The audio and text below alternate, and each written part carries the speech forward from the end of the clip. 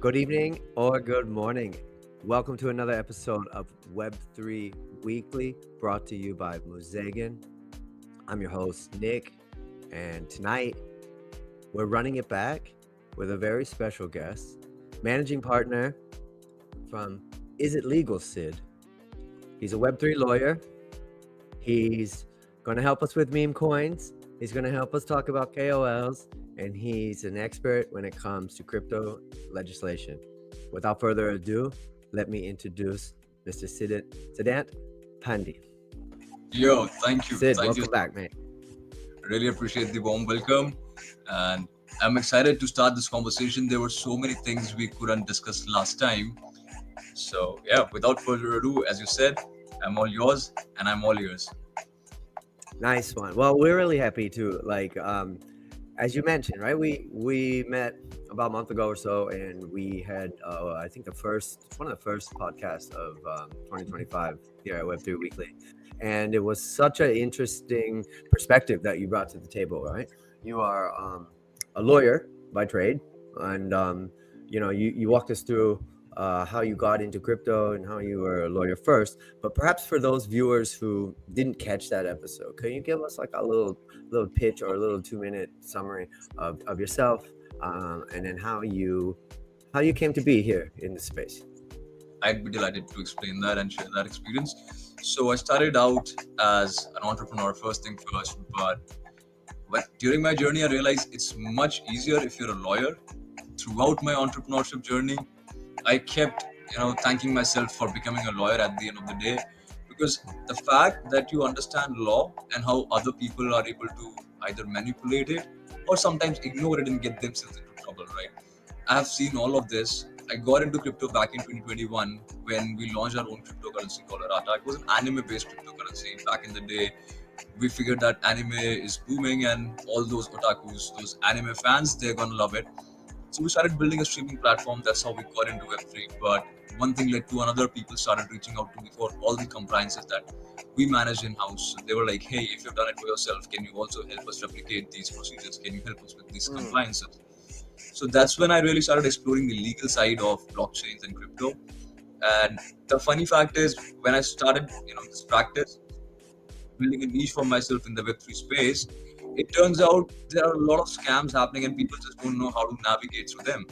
People are victims and they have to, pay taxes on their crypto that have been hacked. So problems like these really bothered me and I was like, hey, there must be some solution. But we figured there's no solution at individual levels.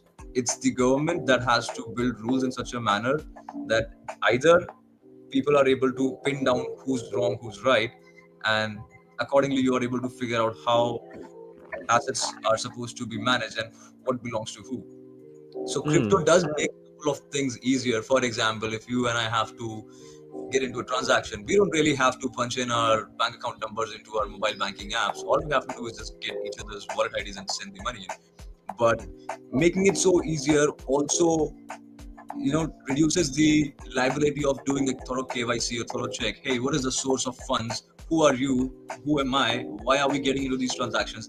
Crypto entirely ignores all of this. This is where traditional transactions come in and they're like, hey, we used to document all these things in an agreement. What are these new things that you call smart contracts? How are they even a contract, right? So this is the kind of debate people who are not into blockchains have with people who are already into blockchain. So imagine somebody coming to me and asking me, hey, Sid, you are into contracts, but you're also into smart contracts. What difference, does really exist between them? So this is where I step in and tell them, hey, a smart contract is just talking about how the transaction is immutable and how it's going to happen, when it had happened. All of that is something that can be, something you can check on the blockchain explorer. Every blockchain has an explorer, but what the explorer does not specify is who owns this particular wallet.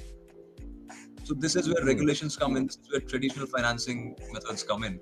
So that's how I got into solving these problems for other people. We have handled a lot of P2P cases. We have assisted a lot of venture capitals, even angel investors. We've also done recoveries for people when their investments went bad. Sometimes people, ask for equity. Sometimes people ask for cryptocurrencies against the investment that they have made into a project. But they forget to take a shareholder certificate if it's a safe, and they forget to ask, hey, how much power do I hold?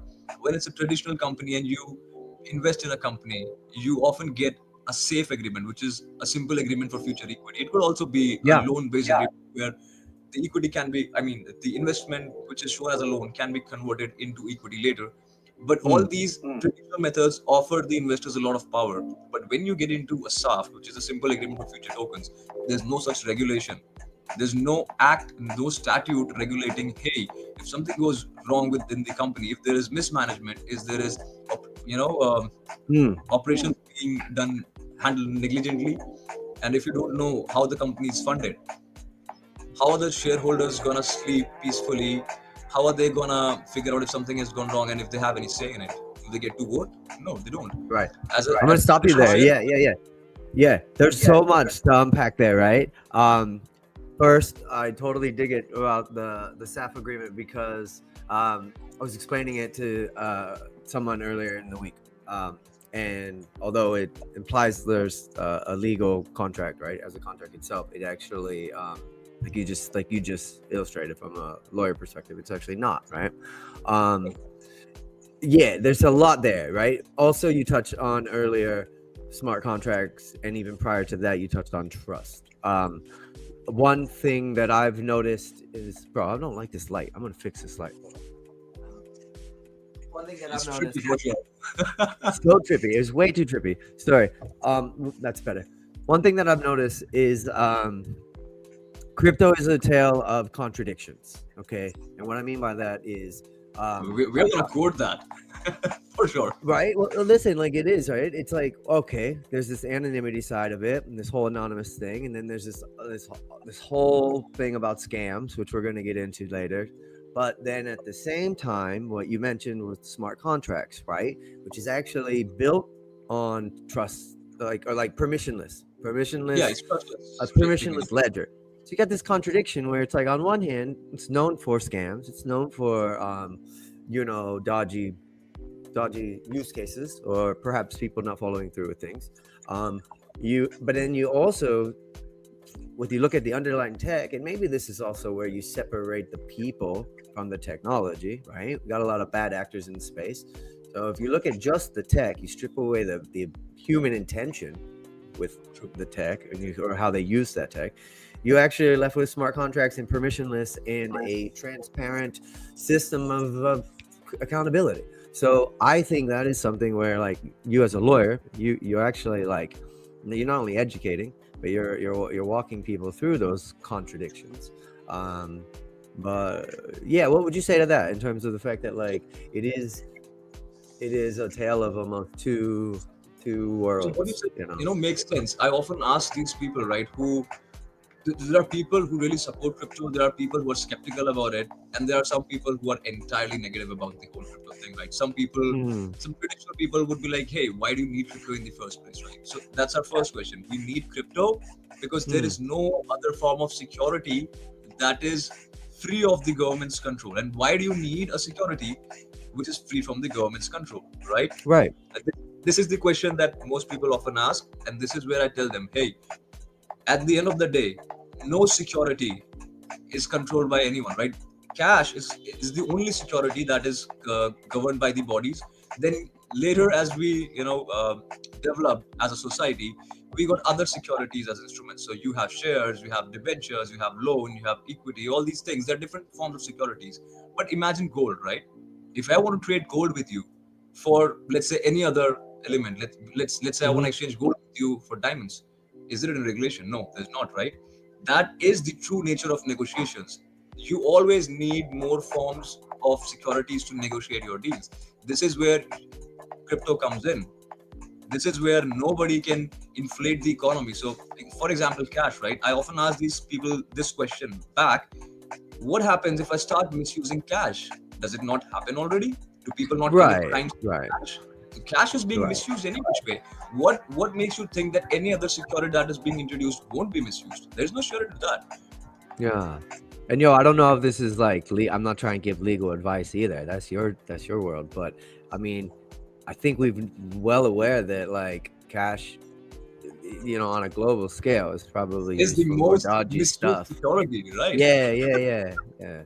way more than, let's say, something that has a distributed ledger that you could go back even to the Silk Road days, Yeah. when everybody knew, or like, or suspected or knew that it was used for drugs and illicit activities and stuff like that. You could still track it. You could still track wallets. I mean, this is the misconceptions, right? And that's why it's awesome that you're here, mate, because you're also like passionate about Web3, right? Again, you're in that sweet spot where you have that skill set and experience of being a lawyer, but you've learned Web3, which I believe puts you head and shoulders above these lawyers who are maybe late to or maybe unwilling to understand it, but they definitely know the law, right? But I think there's so much nuance there, and your ability to go back and forth with like things like gold, or look at it from a global perspective, right? This was And developed then with be a practice. user as well. This, It's helpful. this was developed with a lot of practice. We had to explain the judges. They're very traditional, right? For example, imagine a judge who has 150 cases listed every day that they have to go through, right? They already know the law and they have to hear 150 new facts every day. Imagine their burden of understanding a new technology. So this is where lawyers have to up their game, and this is where we step up and tell them, hey, we will simplify this technology for you. This is how this works. This is what it does. And the judges, right, they come with all sorts of questions to you, right? There are so many P2P cases happening, despite the fact that most authorities have regulated it, be it US, be it India. All these judges, they till date do not really understand how the blockchain technology works. You will still come across questions like, hey, what is it backed by? This is where we go back to the basics and explain them, hey, this is how economics works. This is a demand and supply game. There's nobody backing this. That's right. Like, that goes back to the permissionless side of it. Yes. Yeah. The autonomy, right? Yeah. And you mentioned something really good. Yeah, the judges don't have time for crypto jargon. I mean, we can barely keep up with it, right? With everything that's coming out at rapid pace, right? The judges don't have time for that. But that's why we're here. That's why we're doing this. That's why Muzegan is great, because we run an AMA at the end of every session. So if you're out there listening right now and you're like, what the F is a smart contract, right? You don't have to wait to get in front of a judge to find out. You can ask later. We can dive into that. We'll open up the last 20 minutes of the show for anyone out there listening. Drop your questions in the comments. GM, I see you, Shayna. Thank you for your comment. Anyone out there, hit up those questions. I mean, it's not legal advice. Yeah. We're not here to give free consultation, but Sid, like last time, super knowledgeable guy, super willing to help in the space. So do use this opportunity, girls out there, to put your questions forward so we can address them and simplify this kind of stuff. That's what we're trying to do. Just simplify it. So we have the first GMCs definitely from the Web3 space. Yeah. Sometimes it's quite easy to tell. You're right about this. I cannot really keep up pace with this entire degen, texting style that these people have. I'm like, hey, I'm getting old. Yeah, well, you're still GM. That's all right. But no, I hear you. And this brings me to more recent events, and this is why I'm really psyched that you're back on the show. Because this time around, I wanted to kind of zoom into stuff that has breached the crypto circle and actually led into more of a mass adoption, or let's just say like into the lives of normies. Like with the launch of coins such as like Trump's coin. I mean, it doesn't get any bigger than an incoming president of the United States launching a meme coin right before he goes, into office.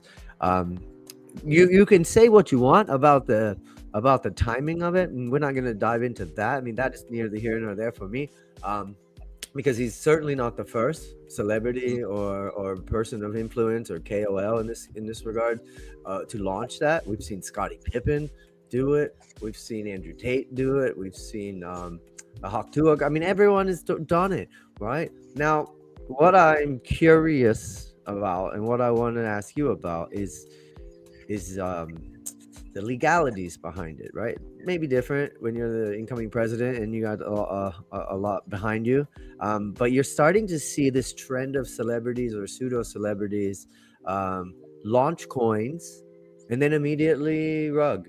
And for those out there, like a rug is like where you've created hype. It's usually short term, particularly these days. It's getting shorter and shorter. Let's say on the graph that you're looking or chart, it shoots up significantly. and then drops, pulls the rug out from under you, right? That is a rug pull. That's what we say when it's a rug. I personally was in a chat the other day with a gentleman on X called Mr. J, and shout out to Mr. J. I told him I would shout him out on the show.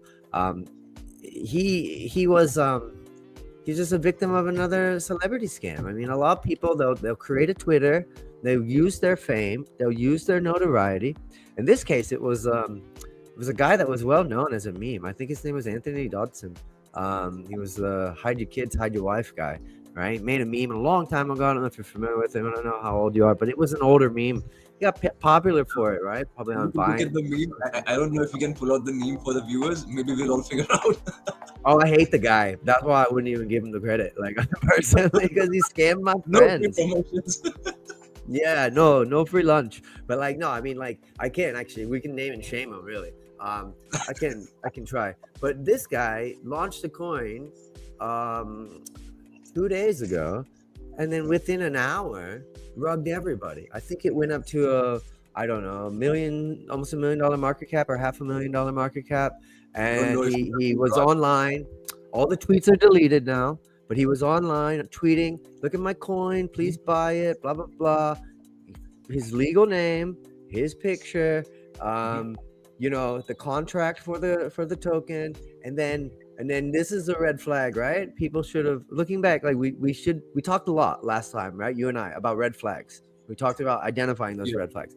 A red flag for me was, because I was paying attention while this was going down. It happened so quick. A red flag for me was when this guy says, "I'm going live in 45 minutes." And sometimes in crypto, there's another phrase called "buy the rumor, sell the news." Now, this is not financial advice for anyone out there, or legal advice, right? But like, buy the rumor, sell the news is usually when somebody is speculating and you're buying something on the premise of hype. But then once that news is announced, it's quite sold, right? Which is sometimes the opposite of the mentality of maybe mass or the average, trader, the masses out there. So buy the rumor, sell the news was the first thing that came to my mind when he's like, "Oh, don't worry, guys, I'm going live in 45 minutes." What we saw was a massive spike in the charts, like significant, probably 70, 80%. And then shortly before he went live, a dump of 99%. And it wrecked so many people. People lost thousands of dollars. Some people probably lost more than that. And I just think, like, how do we stop this kind of stuff from a legal point of view? How do you, like you said, look, it's unregulated still. Governments and agencies and stuff need to step in. We get that. But when it comes to educating people, or when it comes to trying to like call out these kind of scammers, these scammers that are using their influence to shill or to promote themselves or a token, and then they, the average person buys it because they're like, they want to trust in these people. But it seems like these days, or at least where we are in the current market cycle, you can't trust in anybody anymore. And if you are a celebrity launching a coin, is that the newest red flag? Because outside of the Trump coin, and say what you want about that, I mean, I don't think he's going to rug everybody and then do 4 years in office, but it's still down from where it was. That being said, like all the other ones, all the other coins, significantly down, and I know a lot of people that get hurt from it financially. What do you say to all that, man?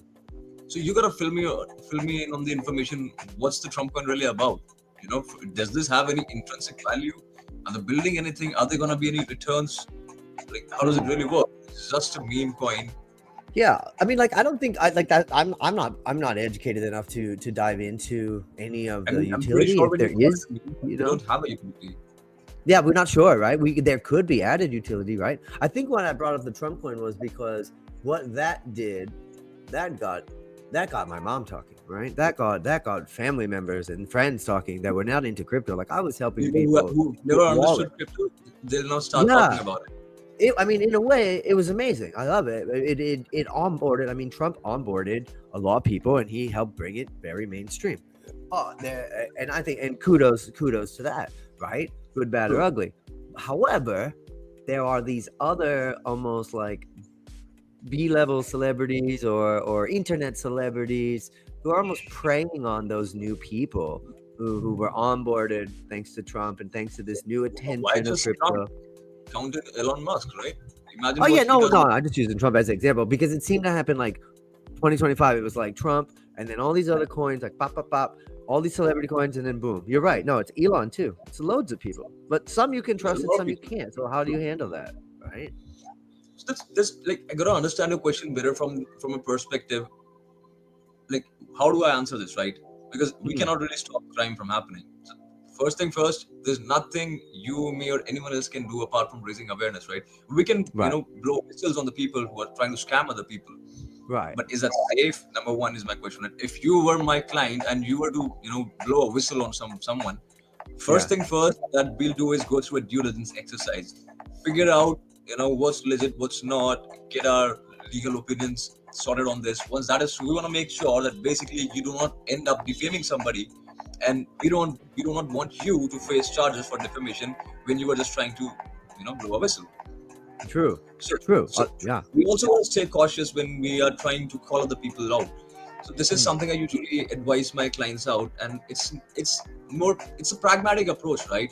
You want to stay safe yourself. This is somebody who is either trying to scam someone or maybe trying to mm, build a general project. You never know. mm. So Yeah, we gotta really figure out first what's happening, and let's put this perspective aside. Let's say we are investors, right? We are not whistleblowers. From that perspective, yeah, all we can do is figure out whether they have a utility or not. Rule of thumb is do not invest based on FOMO, based on news, based on who's promoting it. yeah, Always yeah. invest based on the utility. It might So this is where you have to figure out whether you're able to share the vision with that project, what they're building. Is it something you Yeah. understand? Is it something you're able to follow and ask the team questions? Because the beauty of crypto is you can ask questions straight up to the team, right? You can go to Mm, the Telegram, the Twitter. This is something that you do not, this is an opportunity that you're not able to find in the traditional companies. So let's say I run true. a law firm, or maybe I run a a production outlet. You cannot simply walk into my factory or my office and ask me, hey, what are you doing? Why are you doing this? I'm a shareholder. I'll be like, Yeah, hey, yeah. you're a shareholder. There are certain ways that you're supposed to approach me, and you definitely cannot approach the board members of the company straight up. That's right. That's a good point. And that goes back to, again, this tale of contradictions in the crypto space. More scams are prevalent now than perhaps other industries. And you do see that with emerging industries and emerging technologies. It's not a crypto thing. It's just something, like a lot back in the day, people got calls from Nigerian princes when the telecoms, came out. And back in the day, there was also email scams from other people, right? When email came That's out. So it that's still wasn't there, just man. That's still it's there. still happening. Oh, sure, yeah, yeah. But I mean, okay, but you're right, 100%. There is there's a But lot more information you can get what now do you think out happens with the crypto, right? What do you think the scammers do with the crypto? Do you think they keep the crypto? No, they ultimately off ramp it into cash. So from this perspective, isn't cash the most evil thing that you could invent? there. Well, People don't, okay, you know, yeah, call yeah, out good cash point. problem, right? It's a Because matter of it's no how. longer traceable. Mm. I'd say two things to that.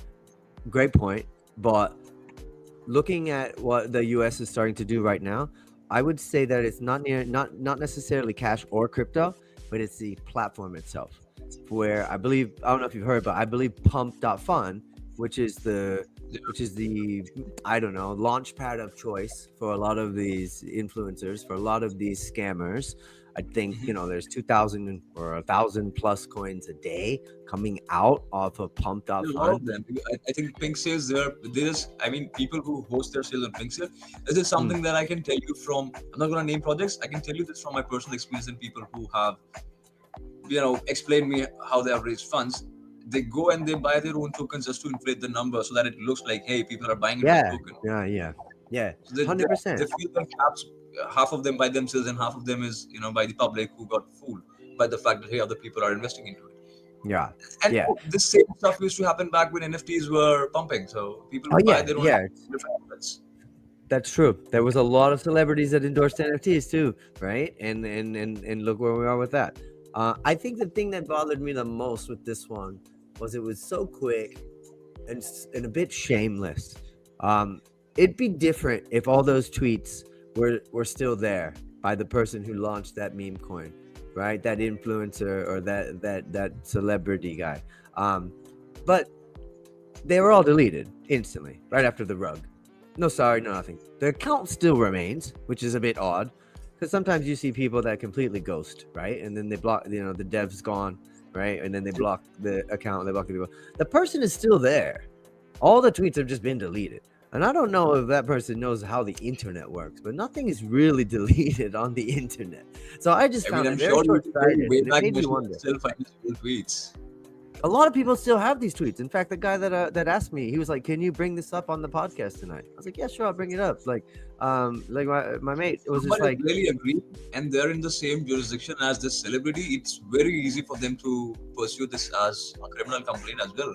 It's an economic offense. It's a criminal offense. There are so many charges that can be pressed at the same time. So if somebody wants to pursue litigation against such people, and if you have solid evidences, I always suggest my clients, hey, you should report them.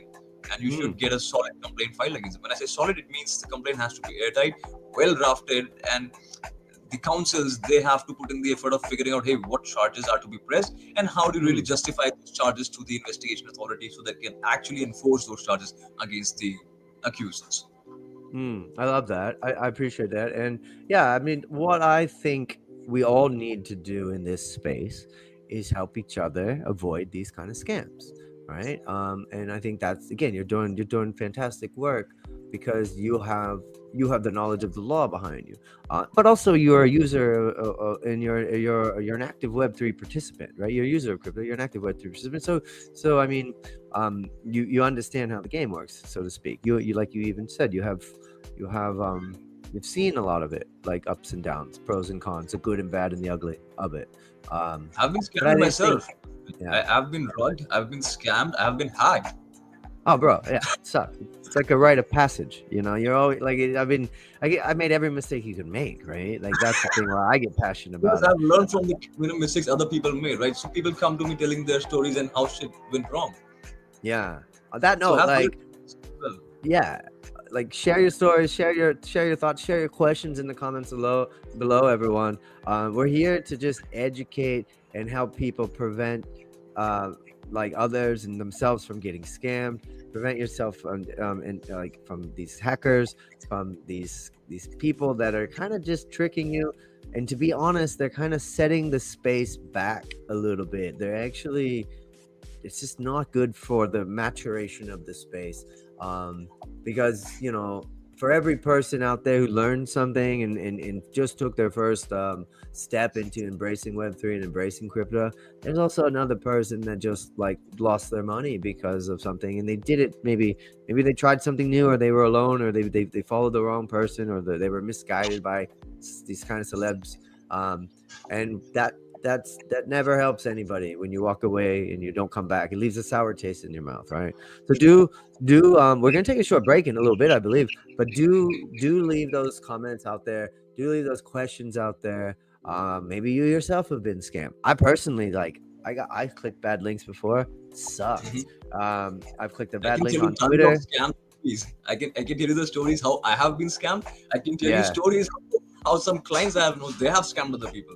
I'm sorry to say this. Yeah, but I worked on a very wide spectrum, right? So there are people who have also defended. There are people who have also accused, right? So I've heard both the sides of stories. I've played from both the sides, and it has exposed me to a lot of information. It has also exposed me to a lot of trauma. Yeah, I bet, man, dude. So having all of this information, I don't feel safe getting into crypto at times. So I have other managers who manage my portfolio, and given the fact that crypto is self-custodial, I don't even manage my own funds. I just give it to my accountants. Nice one. Yeah. Well, I mean, I want to dive into that after this break. Not the full trauma and stuff like that. But definitely learn a little bit more about that wide scope you're talking about. And thanks for listening. If you're still with us, just bear with us. We got a couple minutes, and we'll be right back with Sid from It Legal Sid.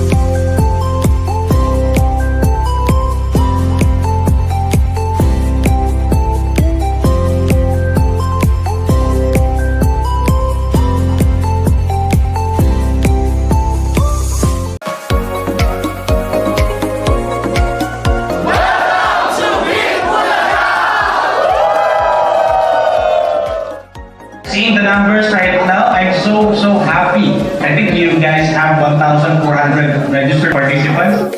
In the blockchain space, there's so much opportunities for people to bring their ideas. So kung meron kang pera, you want to be wealthy in your lifetime, kailangan mo mag-zero in dun sa mga new technology.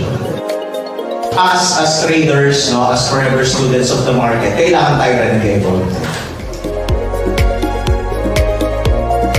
Why are we into Bitcoin? It's because we genuinely believe that humanity needs a better form of money that is not dollars or pesos or any of these things. We want money that we can actually hold on to, and this will be our life savings, and it will maintain its value against the things we want.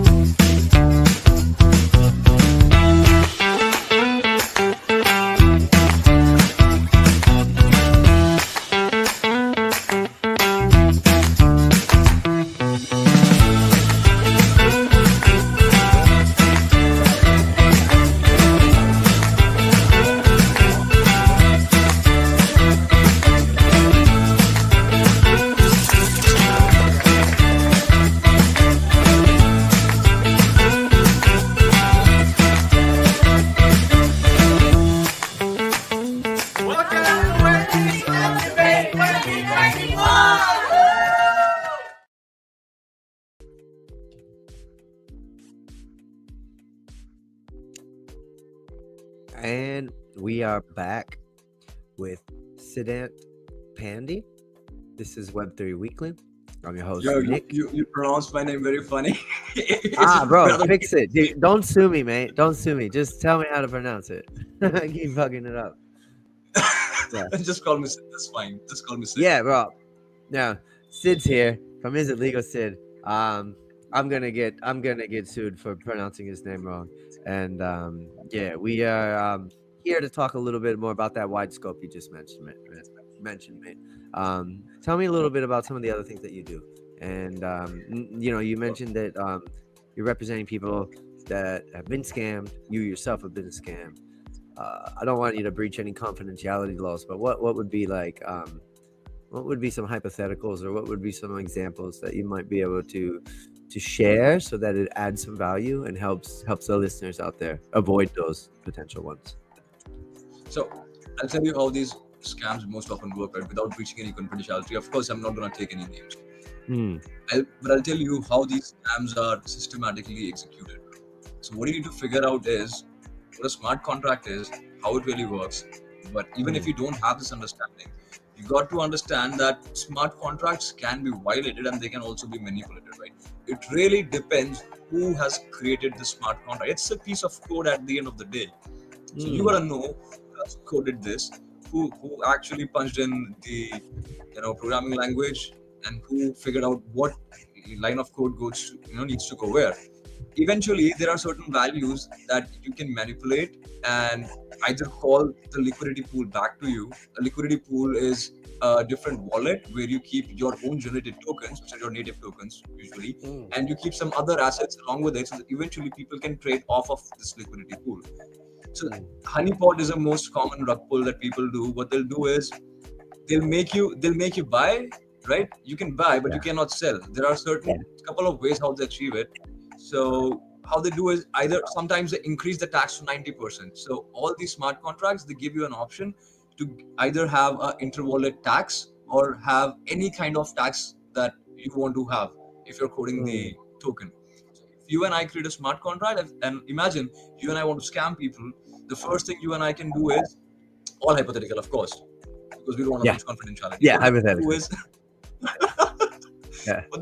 What we are gonna do is we will just increase the tax to 90%. So every time, let's say I am able to buy XYZ cryptocurrency for 5% tax, 5% of my money will go to you, go to the liquidity pool. But imagine the price has gone up since more people end up buying, and I'm trying to sell because I think it's a good exit point. I won't be able to sell.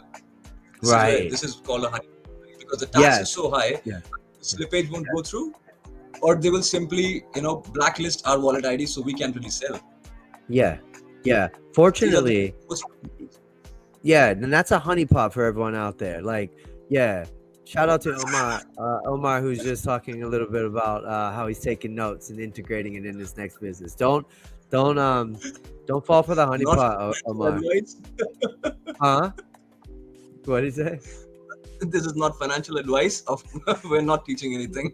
Yeah, you don't have to follow anything we say, but I will say this. I've experienced one of those honeypots. Actually, 3-time honeypot survivor here.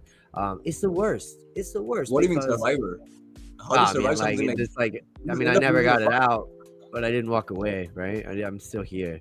But like, yeah, I've been Yo, that doesn't fallen count. for You're a a victim. honeypot more than once.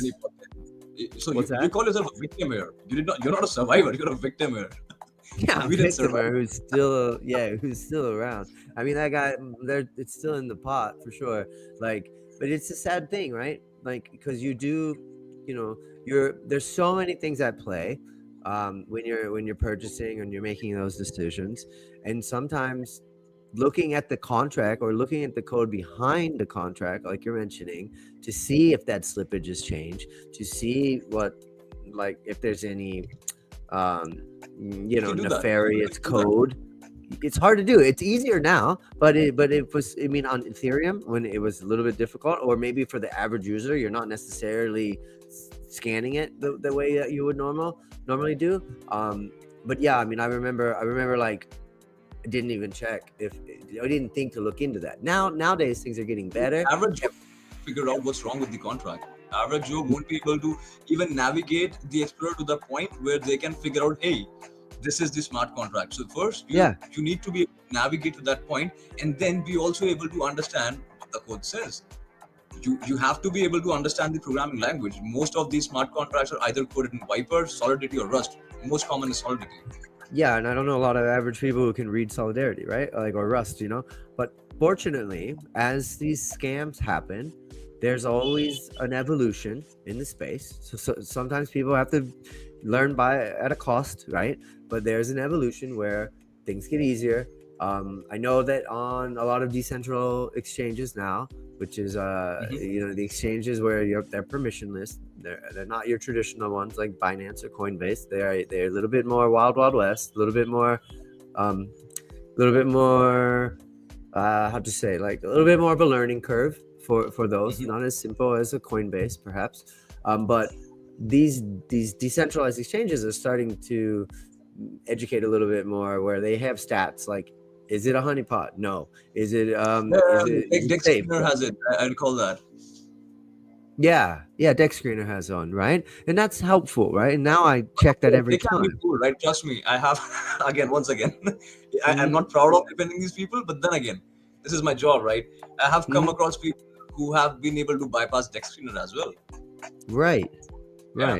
And for those out there listening, what that means is that it could say one thing and it means something else, which is, dude, this episode should just be called A Tale of Contradictions, right? Because that's seriously what's happening. It's like, how do you onboard people and say, this is a future of money, this is a future of this is the crossroads of innovation in finance, but it's a minefield of scams at the same time, and you gotta like walk through it backwards. If you put it like this, every place is risky, right? Tell me what scams are not happening in cash, right? At the end of the day, cash was the first mode of transactions that you had. All those scams, they have been transacted for cash only, right? So at the end of the day, it's the approach, right? You're not safe anywhere if you're not exercising due diligence. You cannot be safe on the road if you're jaywalking, right? You gotta stay cautious. You'll be following rules, but somebody else who's just there to mess up with people, how do you stay safe, right? You gotta stay cautious. So that's true. I'm not trying to contradict the space, right? I'm still pro Web3, pro blockchain, right? Because a lot can be achieved. Imagine somebody in a third world country trying to raise funds in traditional manner. They won't. Their countries probably don't even have enough finances to manage how people are fed, how roads are constructed, for the infrastructure of the state or country, whatever. But imagine them having access to internet and blockchains. They can raise funds globally without the issue of managing compliances, right? This is the ease of business that Web3 and blockchain brings in. But then again, every time somebody puts money into such a project from some XYZ country, it's the investor who has to exercise diligence. This, for all you and I know, this person sitting in XYZ country can run away with funds, right? Because you don't have them. How do you plan to recover these funds? So this is where proper guidance and advisory comes in, right? This is why most projects hire advisors as their board members. This is why most of these projects, they have more advisors than actual members. Why? Because somebody will come in and provide their expertise on the tokenomics. Somebody will come and provide their expertise on how the compliance should be managed. Somebody will tell them, hey, this is how you need to actually develop the token or develop whatever application you're trying to build. Do you think it's wise? Like, would you? Sorry for interrupting, but I just did something to piggyback off of what you just said regarding how these advisors are really building out teams and keeping everyone in check and using their expertise. But would you suggest? And I know you're biased here, right? But give it to me straight. Do you think every project, every Web3 project, or every startup in Web3 should have a lawyer? Or do you think, or at the very least, have a lawyer on speed dial? I would say everyone should have a lawyer, regardless of the fact whether you're building a project or are you investing into one. As long as you're a trader and you're not dealing with large funds, you're better off just having an accountant who can manage your annual tax returns, and you don't really need a lawyer for this. You'll need a lawyer when you need compliances done. You'll need a lawyer when you get into trouble. For most part, your accountants or your tax guys will be able to manage it. So you don't really need me until you're building something or you get into trouble. When you get into trouble, it doesn't matter if you're building something, if you're a trader, if you're an advisor. Trouble is trouble. Yeah, but just in case, I do want us to flash up your socials and find out where people can find you, just in case they need you, because you never know. Things change fast in the crypto space. So like maybe before the end of the show, Dex, who's in the background. Shout out to Dex, who's running all the production and the back end. Dex, maybe we can flash up Sid's contact information for those out there who are interested. Perhaps you're already in a project, perhaps you're curious, perhaps you've been scammed, and you just want to talk to somebody. That's a beautiful thing about what Muzegan's doing and what we're doing is we're trying to help. Imagine all these scammers trying to call me up. Hey, Sid, I want to do this. All the ways out of it. Yeah. There's also that too. Maybe you just need a way out. But yeah, no, sure. We can send that link through into Dex, and then we can let people know how to find you, and then just take it from there. But I mean, you brought up a few good points that I wanted to touch back on, and I think ultimately it leads us to regulation. In the past, I was like very anti-regulation because I really got into crypto from this whole libertarian perspective, where it was like, oh no, like regulators have over-regulated things and this is a new movement. However, as I've navigated the space and been a victim of honeypots or scamming links or watched friends or heard sad stories of other people getting wrecked and losing a lot of money, I think it's needed, right? What are your thoughts on regulation? And maybe then we can even talk about it, how it differs perhaps in different countries, or maybe, or even if there's some sort of global regulation that would be beneficial. I don't know. What are your thoughts, mate? I mean, okay, before we really touch down the topic of blockchains, we got to understand how global regulations really work, right? So let's say there are 25 countries who decide to bring a common law. How does this work? So they have to come and form a treaty, right? All these governments from different countries, they have to sit down together on a roundtable conference, and they have to build a sort of an SOP, you can call, but it's mostly called a treaty. They have different articles explaining how every country needs to follow these list of laws. And based on this treaty, all of these participant countries, they will build their own internal laws, and these statutes will be based off this treaty, right? So this is how most common laws are made. When I say common laws, it means which are common across all of these countries. For example, let's say very common example that I recently gave a client was, imagine BCCI, right? BCCI is a body that regulates cricket in India. But how was this formed, right? All of these different countries who are into cricket and have a huge fan base for cricket, right? They came together. They decided, hey, there are certain rules for different types of games that we need to play. There's a regulation to how big should the field be, how many players do we need on standby, how many players will play on ground, how many spectators can you have, how far should the spectators be spaced from each other and from the ground, all these things, what kind of advertisements would go, all of these nitty-gritties, they have to be punched in this treaty, and these countries have to create bylaws based on these treaties. So for crypto to have such regulations, we would need countries to become, we'll need all these countries to take a unanimous decision. Now, bringing so many countries to a unanimous decision is a big challenge. Why? Because it's so difficult to first get their internal revenue sorted out, right? They first have to figure out what kind of people are there, living in these countries, and what are the most common activities happening in these countries. For example, Bhutan, it's a very small country. It's India's neighbor, and they have so much hydropower. They own, I don't know, probably, I'm not sure of the figures, but they own a lot of Bitcoin, because the electricity is cheap. The government is able to mine blockchain-based assets for themselves, and not just Bitcoin. They're also other assets. Yeah. So something like this is also happening in Oklahoma. So there's this Indian land in Oklahoma. This is around 3,000 acres of land, if I'm not wrong.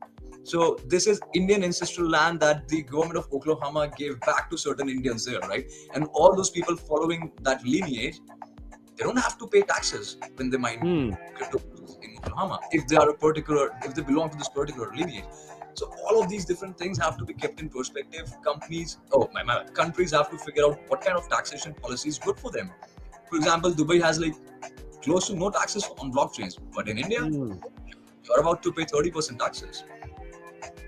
That's wild, right? And it sounds, it's exciting, but it also sounds very challenging. I don't know if the world's agreed on anything together, let alone this emerging technology where some people have better research. What's that? But the thing is, we live in most of us live in democratic countries, right? Yeah. As it doesn't matter how slow the process is, there still is a process, right? It's always for the people, by the people, of the people, right? At the end of the day, if the masses are able to unite, get elected the right leaders, right? And these leaders would then propose these new bills. They will have to enforce these bills into acts, and that's when these countries would be able to solve them. So you need to elect strong leaders who understand the technology, who understand the pain points. So this is the first step, right? The people need to figure out if they, this is not something that you and I alone would be able to solve. This will happen gradually. People are moving towards, adopting regulations, and more people are now demanding regulation because they understand things can go wrong and there would be no way of recovering from that damage if there are no laws. No, good point. There's so much there, not just the geopolitical side of things, but like the resources that you mentioned. So this is where the Trump discussion, just connects back to the entire discussion. Now we would be able to connect the dots. Hey, what Trump is doing is actually still a good move for promoting the adoption, 100%. For creating awareness. But it's also going to be an opportunity for people who are going to make money, and some people are going to lose a lot of money. Well, that's it, right? Crypto is a zero-sum game. Trading is a zero-sum game. You have to be a stoic. You have to adopt that stoic approach here. Yeah. You have to accept it for what it is as of now and wait for it to get better. And of course, contribute every day a little bit, as much as you can. And even if you can't contribute and you're in the blockchain space, and if you hold any sort of assets, that's still a valid contribution. I'll tell you why. 100%. Yeah, that's how I met Mosaic. They were adding so much value to the space. I met them at a few live events, met Jonathan. Shout out to Jonathan. Hope you're watching. And I just realized that here's a group of people that operate like a family, and their whole goal is for education, for Web3 education. They operate as a physical platform where they do live events, hackathons, partnership, community media partnerships, but then they also do cool stuff like this, which is allow us to talk.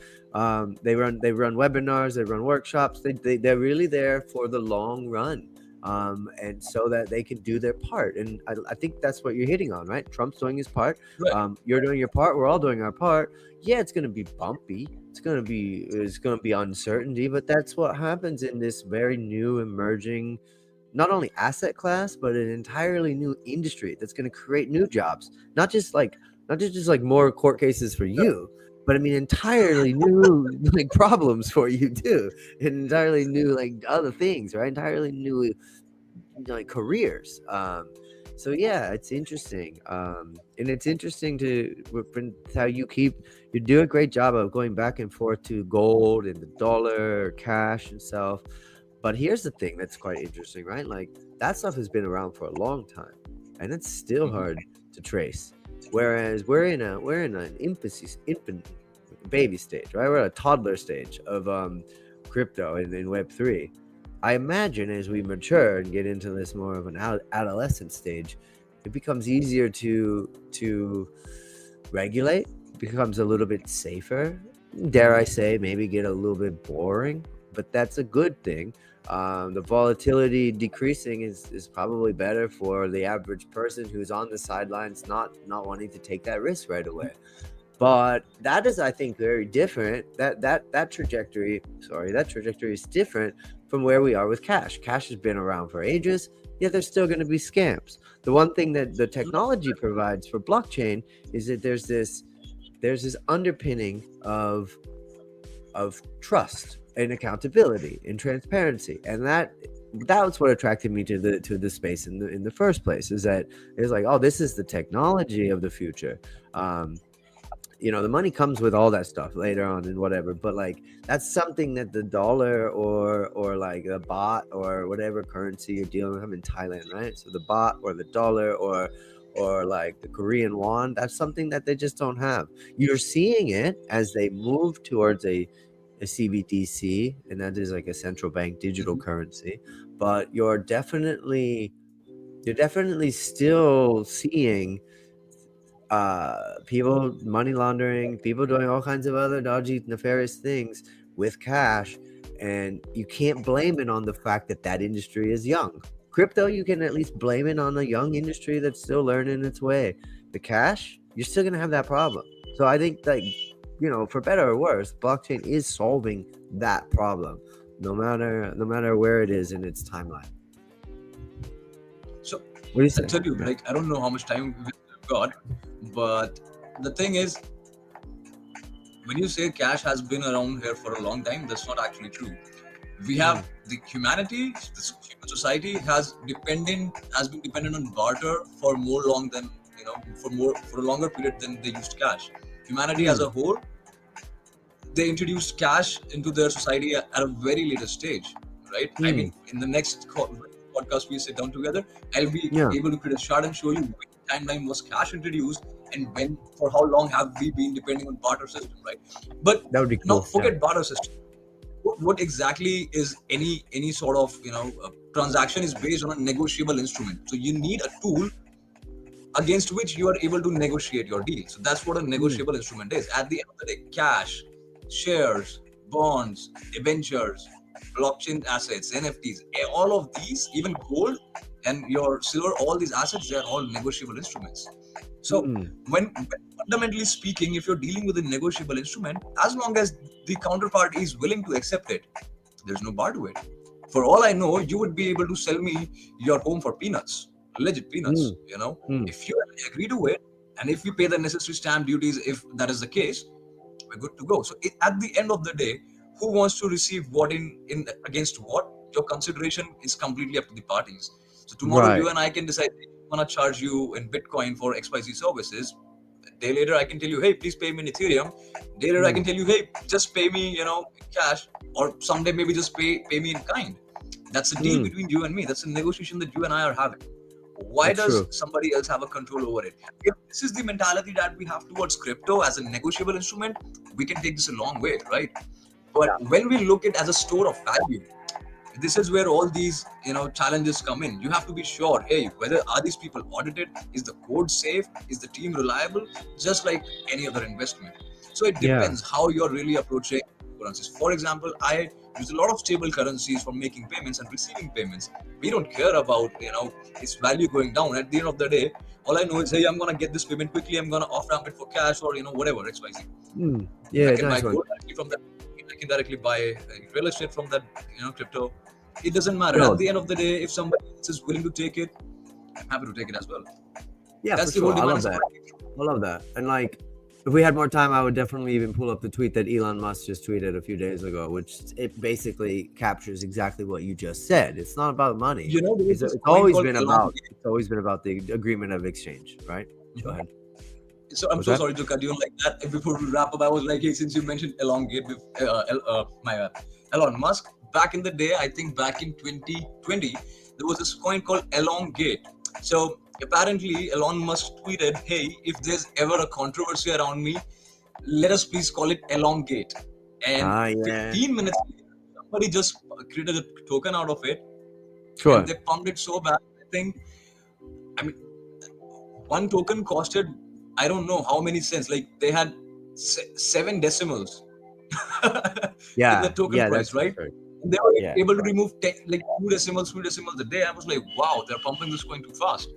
Yeah. It turns out they were not backed by Elongate. Elon Musk just made a random tweet. He Of did not even course, vouch that's for how it happens. That's how. Like, look, somebody says a meme, somebody says a thing, and the next thing you know, it's a coin. You have robots now that do that. You have AI agents that do that on Twitter. Would you have That's where. invested in this token?